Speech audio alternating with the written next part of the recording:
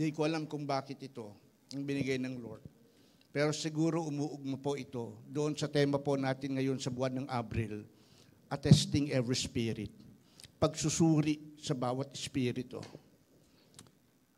Kasi kapag binubuksan po natin ng YouTube, makikita po natin dito na minsan hindi na po worthy ang nag-aaway-away, kundi po mga ministers against ministers. At nagsasalita sila laban sa isa't isa, na may mga preachers na kilala and they go against each other. At nakakalungkot sapagkat sila ay hindi ko alam kung espiritu ng inggit o hindi ko alam kung espiritu ng pagtutuwid o hindi ko alam. Basta ang prayer ko, Lord, nawa ay humantong kami doon sa espiritong pagkakaisa para po, Panginoon, lubos kang maluwalhati. Kaya po sa umagang ito, ang tema po natin, ang binigay ko po na pamagat ay Mirror, Mirror, Who Am I? Salamin, salamin, sino ba talaga ako? Di ba? Kasi there are a lot of Christians, they pretend that they are more than the others. Yung mga may pera na mga preachers, para bang minamaliit yung mga preacher o mga pastor na para bang walang gaanong pera. At para bang kapag sila'y nagsalita, akala mo sila na yung spiritual because they have the money. At kung magsalita sila, wala silang pakundangan kasi hindi nila kailangan ng pera ng tao dahil mayaman sila. Yung iba naman, umaasa sa biyaya ng Diyos, nananampalataya, kaya kung sila'y makarinig na something na masakit, parang iniiyak na lang nila sa Panginoon. Pero tignan po natin ang talatang ito. In Matthew chapter 5 verse 44, may mga bagay na gusto ko pong makita po natin dito. But I say unto you, love your enemies, bless them that curse you, do good to them that hate you, and pray for them which despitefully use you and persecute you. Ang tanong, sino ba ang iyong kaaway? O baguhin po natin, sino-sino ba ang iyong kaaway? Sino-sino ba ang ating kaaway? Unang sabi niya, those that curse you. Sila na sumumpa sa iyo. Pangalawa, those that hate you. Pangatlo, those that despitefully use you. Pang-apat, those that persecute you. At ang pinakamahirap nito, unto you, the spirit that is in you. Ang pinaka-worst enemy ng sarili mo, walang iba kundi ikaw mismo. Yung sumpa, ipanalangin sa Panginoon, putulin ang ugnayan o relasyong na magitan doon sa ninuno. Kung may sumpa man sila na dumaloy sa iyo, it can be done. Pwedeng mangyari.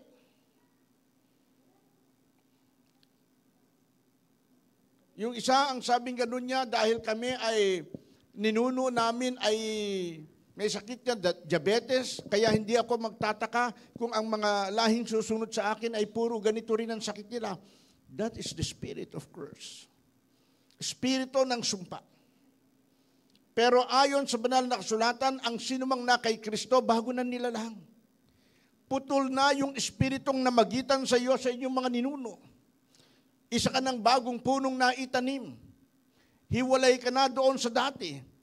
Kasi you were being created into the image of God once again.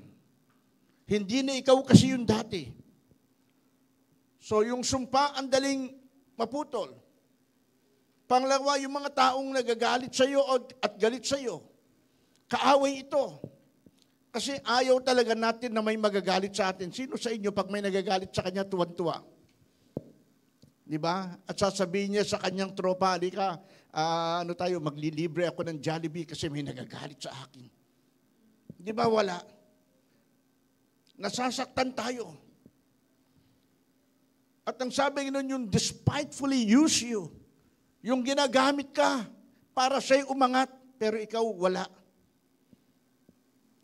Yung kunwari, sosyo kayo sa negosyo, pero ikaw hindi kumikita, siya yung mayaman. Yung minahal ka, kuno, tapos pepereahan ka lang pala. Tapos pag may pera na siya sa joint account niyo, wala ka na. Dapat bang mahalin ito? Pagkatapos yung umuusig sa iyo, wala naman tayong ginawang masama. Mabuti naman ang ating sinasabi. And yet they go against us. Pero ang pinakamahirap daw na kaaway, ikaw mismo. Napansin ko, sa mga ibang dyaryong nababasa ko, sa mga taong nagpapakamatay, minsan daw po sumusulat pa sila. Yung mga nagsisuicide, nagpapaalam, sumusulat pa. At tingin nila, Diyos na lang ang nagmamahal sa kanila. Mahal daw naman nila ang Diyos, pero why they ended up their lives like that? Na pinapatay nila ang sarili nila. They hate themselves. Pag may pagkain na ayaw mo, sinong pinaparusahan mo? Katawan mo.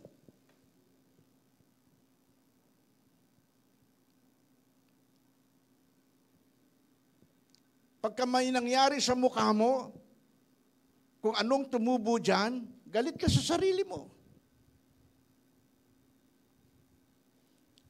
Kapag na-deform ang katawan mo, mayroon kang ayaw mo na makita na ganon, galit ka sa sarili mo, itinatago mo. Hirap na hirap ka sa sarili mo. At that moment, kaaway mo na sarili mo. Kaya nga unto you, the Spirit that is in you. Gusto mong bumait, hindi mo magawa. Bakit? Kaaway mo na kasi sarili mo. Sabi ng isip mo, mahal mo siya, pero sabi ng puso mo, wag. O kaya vice versa. Nagagalit ka na ngayon. Tapos hindi mo na alam kung sino ang pipiliin mo. Litong-lito ka na. Tapos hindi ka na nakontento sa pagkalalang sa iyo ng Diyos. Kaya ang dalangin mo, sana dalawa ang puso ko.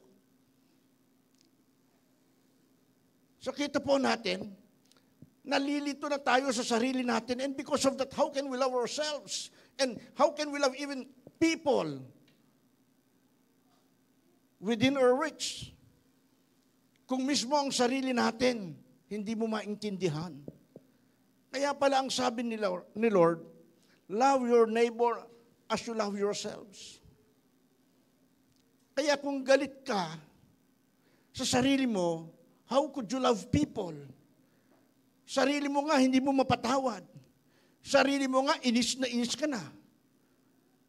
Kapag may mga bagay na hindi mo magugustuhan na ginawa mo, desisyon mong palpak, kinakamot mong ulo mo kahit hindi naman makati. Tapos pagtingin mo sa kuko mo, bakit nagsabitan ng mga buhok ko? Nalilito tayo. Akala natin ang kaaway, mga taong labas sa ating sarili. Pero minsan di natin alam, tayo mismo hindi nakukontento. Kaya hirap na hirap tayo magbahagi ng salita ng Diyos kasi tayo hindi ayos. Kaya hindi tayo makapagmahal ng iba kasi alam natin tayo hindi ayos. Kasi paano mo nga aayusin ng iba, ikaw nga hindi ka ayos. Ang salita ng Diyos, it is likened into a mirror. Mirror, mirror on the wall. Who am I? Kasi minsan hindi mo na nga kilala sarili mo eh. Kaya yung iba naghahanap ng sarili. Hanapin ko po muna sarili ko. Diba, hindi ko maintindihan bakit may mga taong ganito. Di po muna ako magsisimba kasi hanapin ko po muna sarili ko. Saan? Di ba? Saan ba nagpunta ang sarili mo, men? At hahanapin mo sa lawak ng mundo? Saan mo sa hagilapin?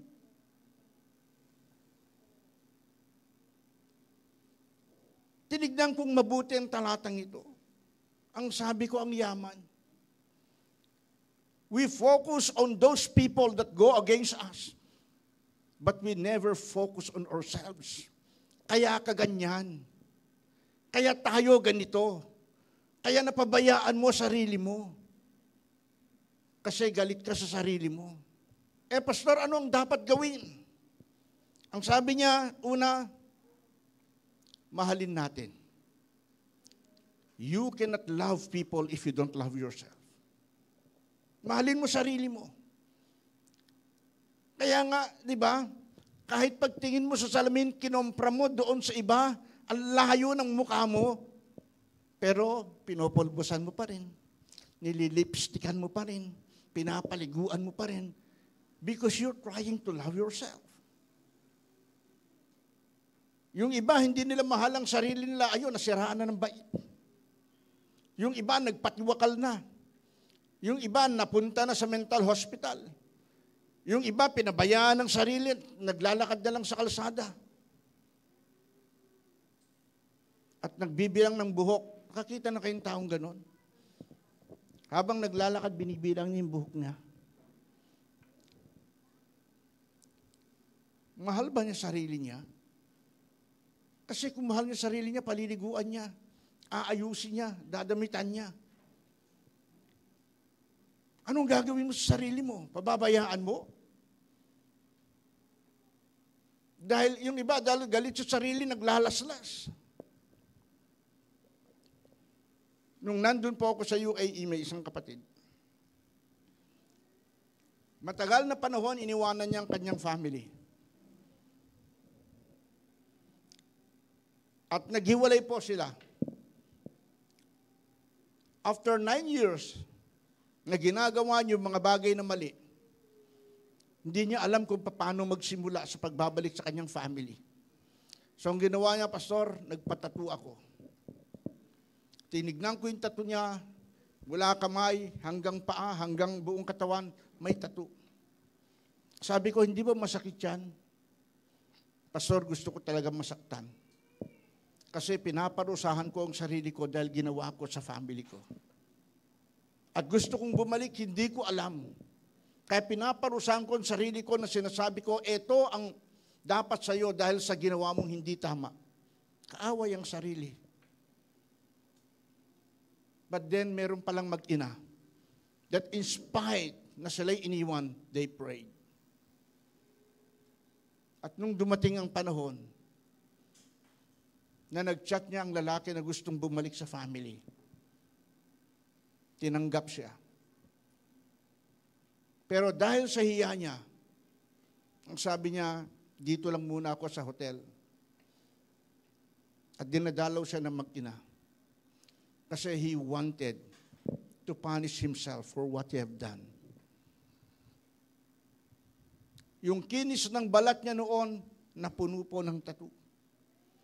At kung ano-ano po yung tattoo na pinalagay niya sa katawan niya, kasi habang dumadami, gusto kong masaktan ng masaktan. Pinaparusahan ng sarili. Pero ang sabi sa Bible, you have to love yourself.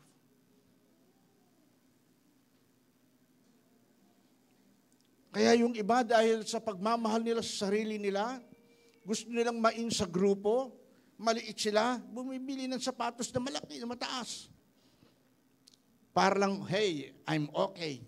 Because they love themselves. Yung iba nagpapabango. Bakit? Because they love themselves. Yung iba naman, hindi mapigilan sa suklay ng suklay. Because they love themselves. Bumibili ng mga damit because they love themselves. Kaya minsan mahirap kalabanin ang sarili. Pero kahit kalaban mo man yan, minamahal mo pa rin yan. Amen. So love them. Love yourself. And do good unto them. Lahat ng sumumpa sa iyo. Lahat ng nagsalita laban sa iyo. Ang sabi niya, do good. Never stop doing good, for this is the will of God. Amen. Pastor, masakit ang ginawa. Yes. Kaya mo nga hate siya dahil masakit, nasaktan ka. But then utos ng Lord Because if you love God, you have to love each other. Amen. And if you have the love of God, the only thing that you can give to others is the love of God too. Hindi lang love them. Hindi lang do good unto them. Ang sabi niya, bless them. Anong ibig sabihin ng bless them? I bless you. Ganun lang ba? Hindi lang do something good unto them. You have to give what you have. Kasi ganun ang pagbe-bless. Meron kang something na ibibigay sa kanya. Because I wanted to bless you with new shoes. Yung mga ganon. I wanted to bless you with new dress. So that is the spirit ng blessing. Di ba tayo, pag sinabi natin, ako, binless ako ni Lord.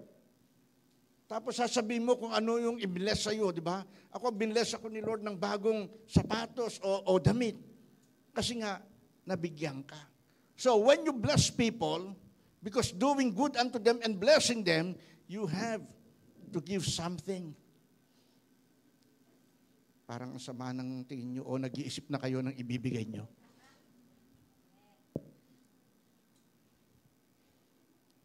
And then kasunod na to, pray for them. Pray for them. Hindi nyo ipapanalangin na kunin na sana sila ni Lord kung di makakilala sila kay Lord. Amen. Kasi kapag yan nakakilala sa Lord, ikaw ang ibe-bless niyan. Ikaw ang ibe-bless niyan.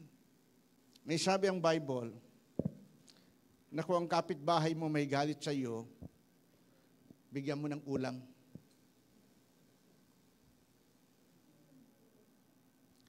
Ng palihim. Kasi hindi niya yung kakainin dahil galit nga sa iyo Di ba? Ipabigay mo sa iba. Halimbawa, galit ako kay Iska. Sabihin ko kay Candice, Candice, pakibigay mo to kay Iska. Kala ni Iska, galing kay Candice. Nakain niya na. Sasabihin ni Candice ngayon after 3 days, kumusta yung kinain mo? Ang sarap-sarap. Alam mo, ang nagbigay niya sa iyo ay si ganito. Isusuka ba niya yon? 3 days nang lumipas? Anong isipin niya? Galit ako sa kanya pero hindi niya nilason yung pagkain bigay niya sa akin. Di ba? Tama pala. Pag galit ang kapwa mo sa iyo, regaluhan mo ng palihim. Ayon sa Proverbs. Pray for them.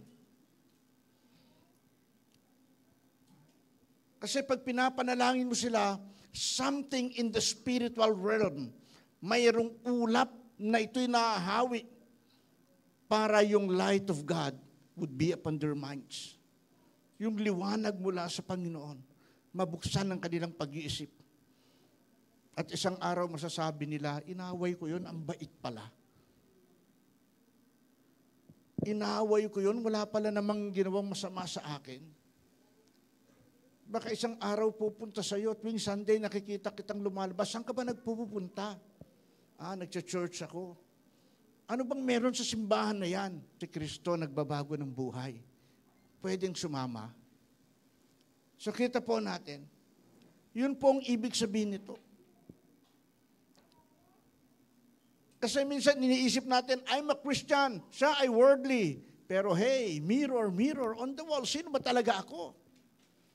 Kasi nakikita ko yung kapangitan ng iba, pero hindi ko nakikita sarili ko. Ang mirror is the Word of God. The moment you read the Word of God, nakikita mo sarili mo. Nagagawa mo ba yan? Are you praying for those people? Are you blessing them? Are you doing good unto them? Are you loving them? And yet you are professing that you are a Christian. Pinagmamalaki mo pa. I'm glad I'm a Christian. I'm serving the Lord. Truly? Totoo ba? O hanggang ngawa ka lang pero wala sa gawa? Kasi bilang isang Kristiyano, aksyon po ito. Huwag natin pong dayain ang ating mga sarili. Amen. Gusto mong i-bless ka ng Panginoon para makamtan mo yung mga bagay na pinapangarap mo sa buhay. Kasi tapat ka naman sa pagsisimba. Hindi mo naman sinusunod yung pinagagawa ni Lord. Anong karapatan mo magalit sa Diyos?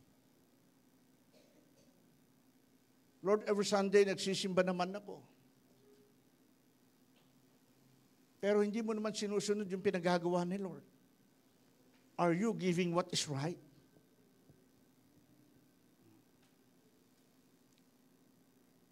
Sumahin mo ang kinita mo sa loob ng isang buwan. Sabihin mo na lang empleyado ka. Sabihin na lang natin 30,000 a month. At sa loob ng isang taon, magkano lahat yung sinahod mo? 12 times 30. Magkano? 360,000. Tapos binigay yung total ng tithes and offering mo. 360. Tapos gusto mong pagpalain ka ni Lord? Baka managinip ka, ang makita mo isang pala. At talagang papalahin ka nga ni Lord. Diba? Magising ka. Hindi ba nakakahiya? You wanted God to bless you and yet you are not faithful? Gusto mo mahalin ka ng asawa mo, hindi mo naman siya minamahal? Gusto mo igalang mga anak mo, wala ka naman paggalang sa mga anak mo? Gusto mo irespeto ka ng mga tao, barumbado ka naman? What you sow is what you reap. O hindi ba dahil sa ganon, kaaway mo na sarili mo? Bakit hindi ko nga ba nagawa? God is so faithful. Ang Diyos, hindi mo madadaya. Ang sarili mo, hindi mo rin madadaya. Ililitaw at ililitaw ka, i-expose ka ng i-expose ng sarili mo. Kita ko yung isang tao, yung sekreto niya, ayaw niyang ayaw niyang sabihin, tapos isang araw nadulas. Pigil ng pigil sa kanyang nararamdaman, sa pag-ikot niya, napautot pala. Hindi mo kasi maitatago what's inside. Tapos kung lumabas, may tono pa. Hindi ko alam kung sweet music, compression, o worship. Kasi minsan mahaba. If we wanted that God would bless us to the more and to the max, huwag mong dayan sarili mo. Kasi yun ang sekreto ng buhay. One time kinausap ko ang isang leader natin dito. Sabi ko, lahat ba ng tumutugtog, nagtatights yan?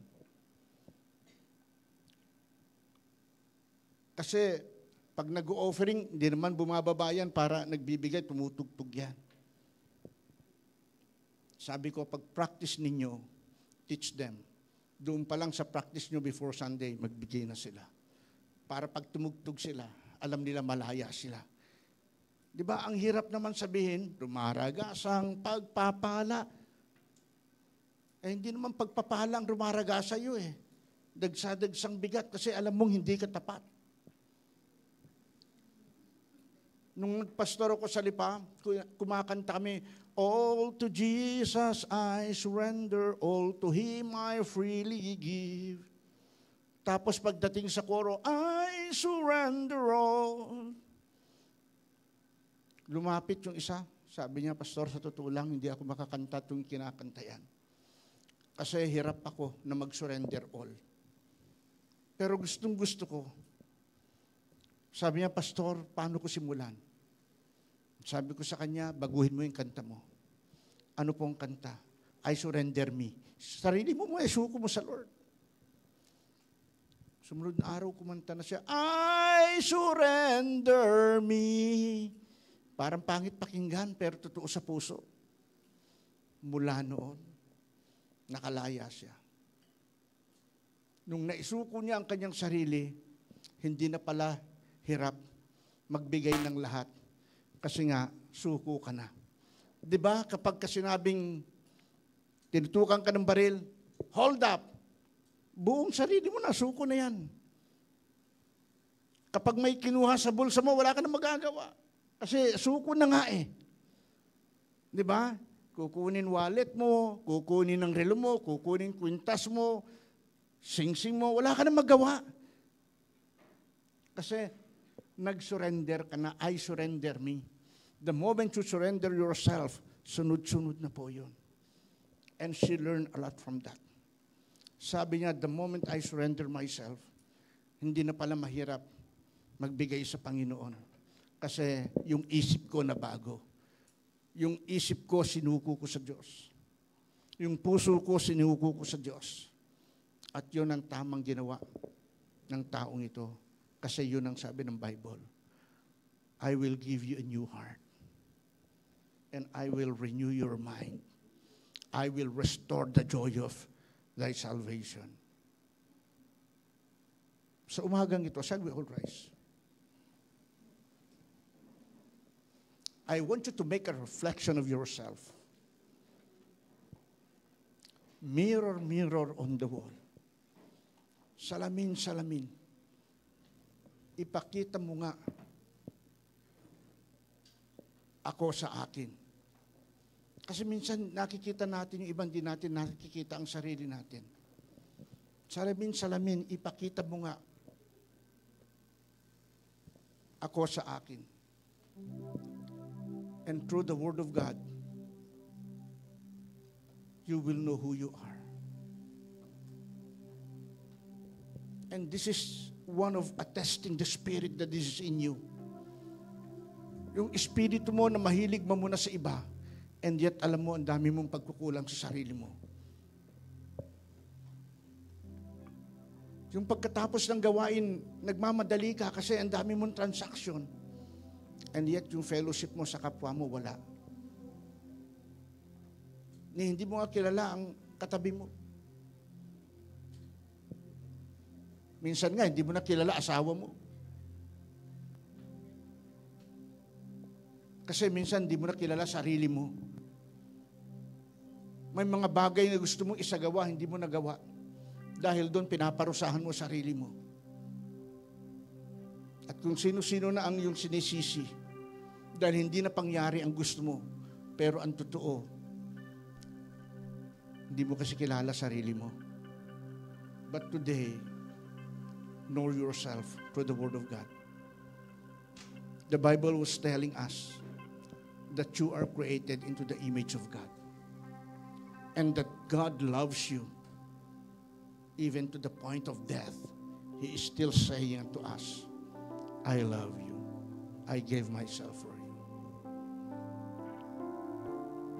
Sige, magkaroon po tayo ng sandaling pagbubuni-muni sa ating sarili. I want you to close your eyes. Meditate. Ask the Holy Spirit to be in His atmosphere. Patuloy kang lukuban ng Espiritu ng Diyos.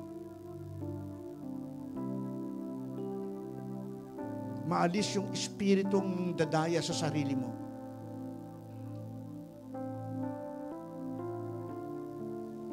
Yung mga bagay na ayaw mo, pag-uugali mo ba yan? Pananaw mo ba sa kapwa? Pagturing mo sa iba? Ask God to help us, to help you to be in the image of God.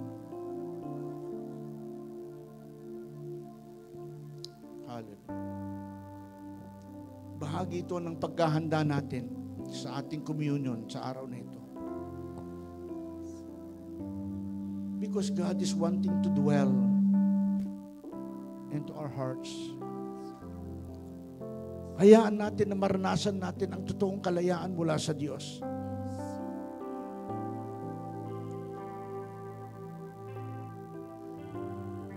Because when you have Jesus, you have freedom.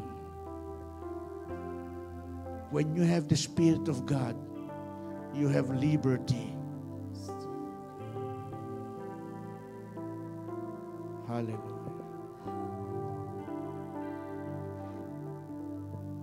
Pwede mong isa-isayin sa Diyos yung ayaw mo sa sarili mo.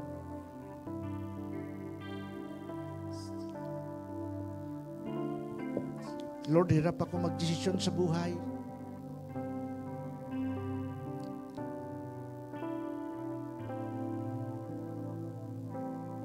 Ayoko nang mangarap, Lord.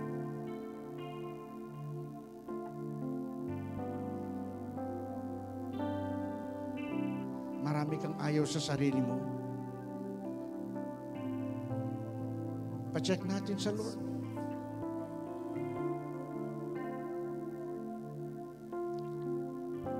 Para lahat ng ayaw mo mapalitan ng gusto ng Diyos. Today, God is wanting to help you. Today, God is wanting to restore the joy. Na minsan nasa iyo, pero sa ngayon parang nasaan na yun. Yung init ng pag-ibig mo sa Panginoon. Noon ramdam mo, ngayon kinu-question mo na.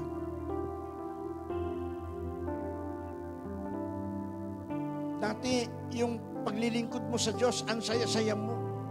Ngayon, sinasabi mo, Lord, nakakapagod na po. Papagod na ako.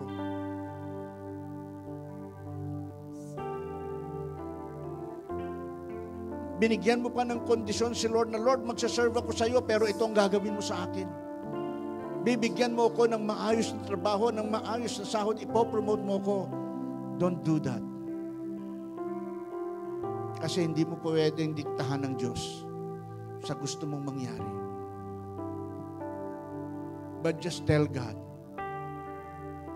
Lord, I'm ready to do your will. Tulungan mo ako, Panginoon, na makasunod sa kalooban mo. Thy will be done on earth as it is in heaven. Hayaan natin na manangan tayo sa Diyos. Huwag mong bigyan ng Diyos ng kondisyon. Kasi mas marunong siya sa iyo.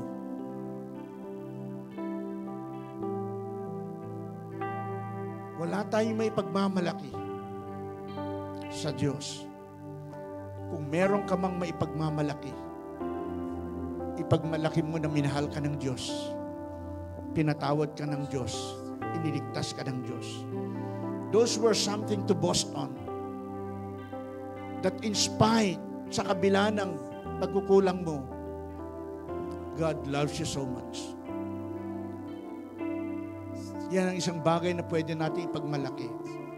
Mahal ako ng Diyos. At laging may nakaambang pagpapala ang Diyos para sa akin. Because God loves me. Because God always does something good unto me. Because God is blessing me. And in fact, He is praying for me. Kaya pala yun ang sabi ng Bible. Dahil minsan nga, naging kaaway tayo ng Diyos. Dahil iba ang ating Diyos. But then, yung away na yun, wala sa Lord John. Tingin mo, kaaway mo siya, pero ang totoo, love pa rin ang pinaiiral niya. That's why He sent His Son. For us to be redeemed. Sa galit na meron ka. Na sinisisi mo ang Diyos dahil sa naging buhay mo. Pero ang totoo, ikaw ang may kagagawan nun.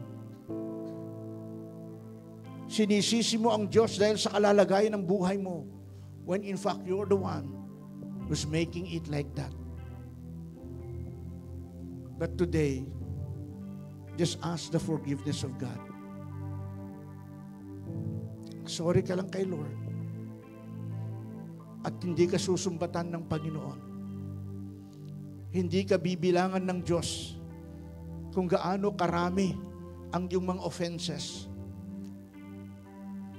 At sasabihin lang sa iyo ng Panginoon, My child, I've always loved you. I gave my life for you because I love you. And even today, I am so willing to bless you because I love you, saith the Lord. At ang tanong, what will your answer be? Ano ang itutugon mo sa Lord? Sa sinabi niyang, mahal kita.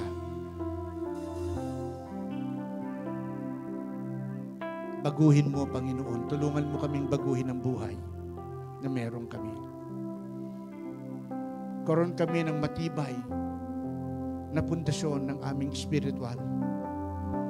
At magkaroon, Panginoon, ng tamang pananaw at pag-uugali sa aming sarili. Na irespeto namin ang aming sarili. Huwag naming babuyin ang aming sarili. Huwag naming maliitin ang aming sarili. Kasi minahal mo ito, Panginoon. At dinisenyo mo ito sa disenyong ayos mo. Dalangin ko po, Panginoon, sa bawat isang narito. Patuloy, Panginoon, na kumilos ka sa aming buhay. Purify our hearts, O God. See if there are some wicked ways in us. Cleanse us from within, inside out. Make us holy. Mold us. Melt us according to your will. Gawin mo kami, Panginoon, ayon sa nais mo. Kasi kapag ikaw umayos, kami magiging ayos na ayos. Nagsikap kami ng kaayusan, pero hindi na pangyayari. But today, Panginoon, in attesting every spirit, we have seen, O God, how ourselves deceive us. Hindi namin nakita ito. Ang nakita namin ay trato ng iba sa amin, pero hindi namin napansin ang trato namin sa aming sarili. Forgive us, Lord. Kung minsan man, Panginoon, nagplano kami na tapusin ang buhay nito sa paglalaslas o tangkang magpatiwakal, patawarin mo kami, Panginoon. O hindi namin inaayos ang aming sarili kasi ang tingin namin wala naman nang nagmamahal sa amin. Na kahit ang aming asawa, minsan di na rin kami pinapansin. Forgive us, O Lord. Let your love operates. Kasi pag nagtatanim kami ng pagmamahal, aani kami ng pagmamahal. Pag nagtatanim kami ng buhay sa pagbabahagi ng iyong salita,